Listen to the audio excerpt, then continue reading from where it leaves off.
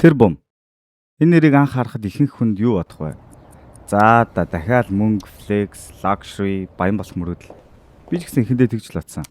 Гэхдээ бүтэн сонсоод дуусахад нэг зүйл анзаарчихсан нь юу вэ гэхээр энэ цомог мөнгөтэй болох тухай биш, харин илүү мөнгөтэй болсны дараах хоосрлын тухай юм шиг санагдсан.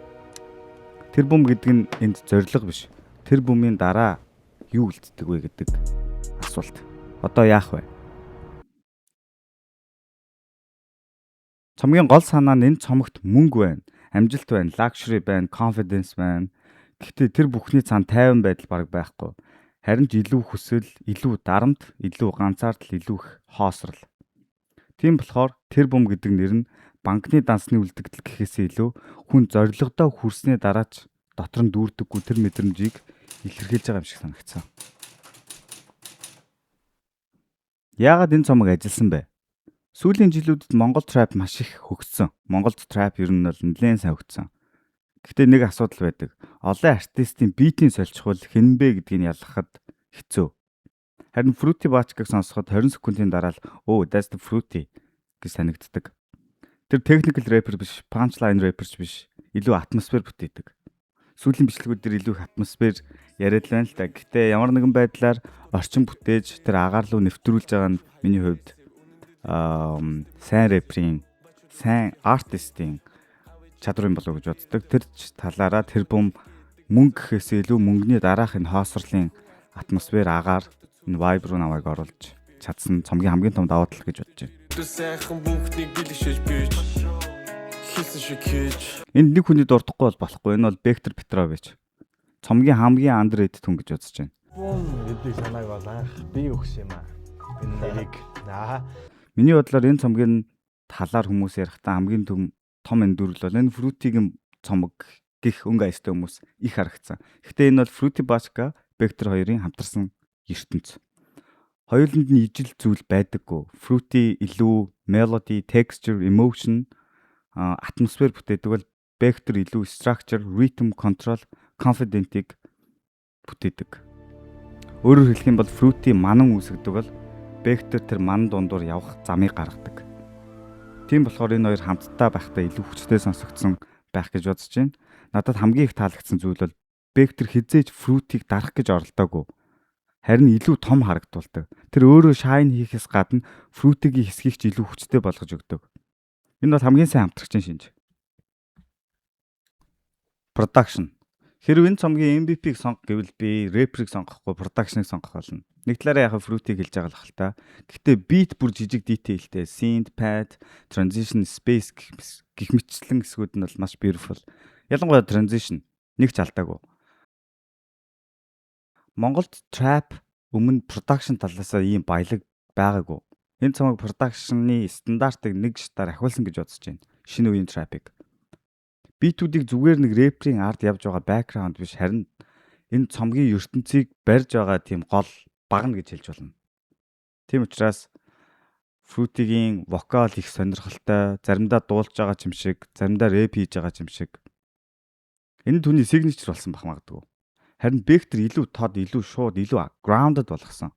Тийм болохоор Fruity илүү dreamy хэсгүүдийг маш гоё контрастыг үүсгэдэг бол Бектор илүү химлийг газар тогтоож барьсан гэх юм уу. Нэг нь хөвж байхад нөгөөх нь газар буулгаж исэн.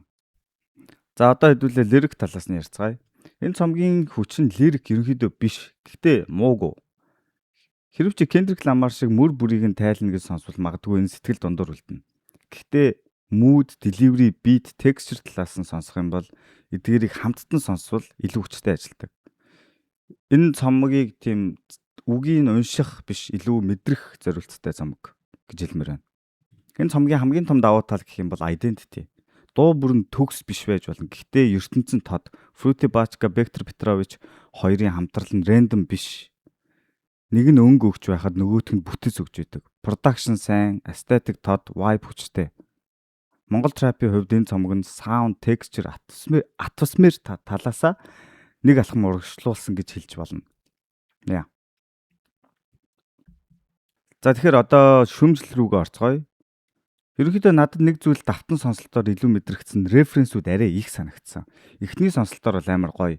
Хэрвээ миний реакшныг үзсэн бол хүмүүс мэдчихэл байгаа бах.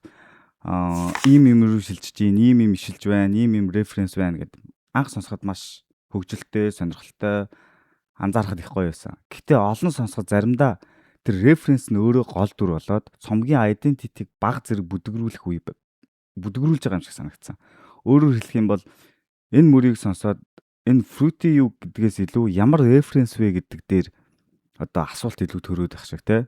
Тэр ч талаараа маш олон референсүүдийг ашигтай ажилуулсан бол нөгөө талаараа одоо ихцэн. Референс бол амтлагч. Гэтэ хитрвэл хоолныхоо амтыг дарчна. Энэ өөр юм.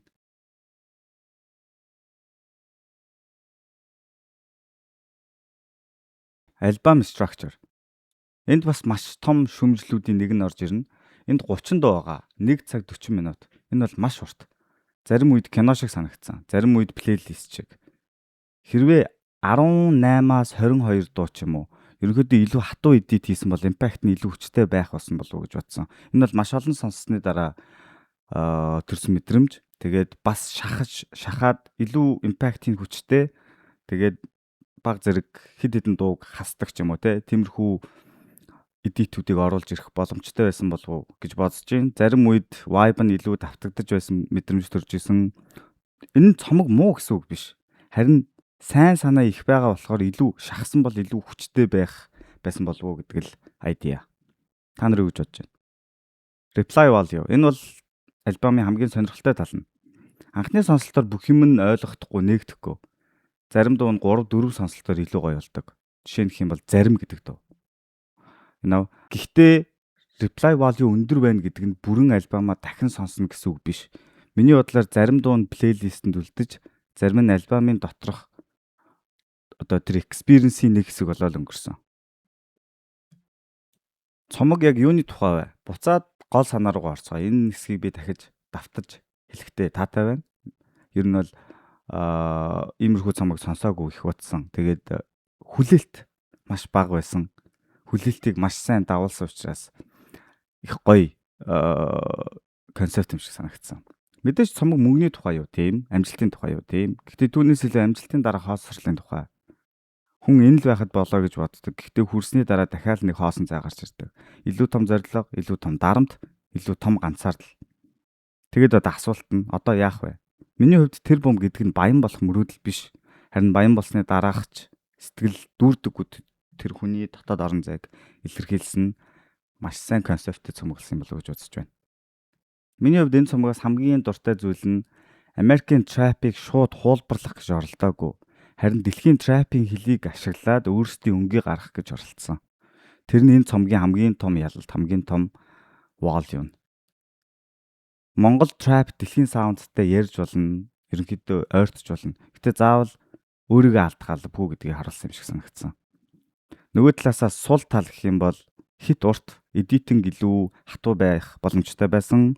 Зарим дуунууд дээр ижил өнгөйс руу ороод адилхан сонсогдож исэн үе байсан. Тэгээд референс хит их оршуулахаар identity-гээ баг зэрэг дарж байсан. Түрүүний хэлснээр бас зарим нэгэн хүүк санаанд үлдэхээс илүү тэр vibe-нд нь уусаал алга болж байсан гэх юм уу.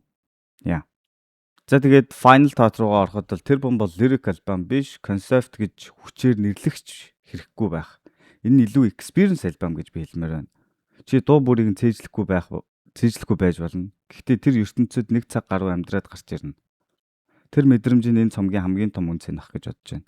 Энэ цомог яаж надад тэр бомтой болох вэ гэдэг асуултанд хариулаагүй, харин тэр бомтой болцоход яагаад хүн хоосон мэдэрдэг вэ гэдэг асуултанд хариулсан. Та яг одоо миний энэ цомогт өгсөн bar score буюу bar үнэлгээг харж байна.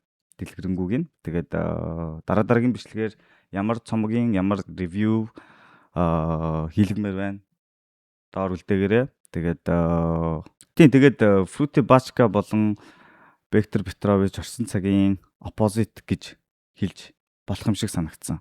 Эхний альбом дээр л өөрсдийнхөө юу чаддаг, юу хийж бүтээж чадна гэдгээ харуулсан. Ерөнхийдөө guys delivery философи хувьч гэсэн opposite нэлээд төстэй санагдсан.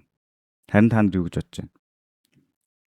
За тэгээд энэ түргээд өнөөдрийнхөө deep dive review-г дуусгая. Тэгээд миний анзаараагүй зүйлс байсан бол сэтгэл хэсэгтүүлдээгээрээ бас хамгийн таалагдсан дуунуудаа доор үлдээгээрээ. Яг одоо миний санаанд орж байгаагаар хамгийн таалагдсан дуунууд гэх юм бол зарим гэдэг дуу байгаа. Хамгийн хайртай дуу энэ цомгоос Shadow их гоё 200 Rest in Peace. Тэгээд ганц хоёр sarcastic fun дуунууд байгаа. Viagra good transition байсан. Өөр kinda тийм. Тэгээд дараагийн бичлэгээр уулзлаа. Түр баяртай. Instagram хуудасууд болон YouTube сувгууд дээр дагаарай. Утгагүй уулзцгаая. Love you guys. Bye.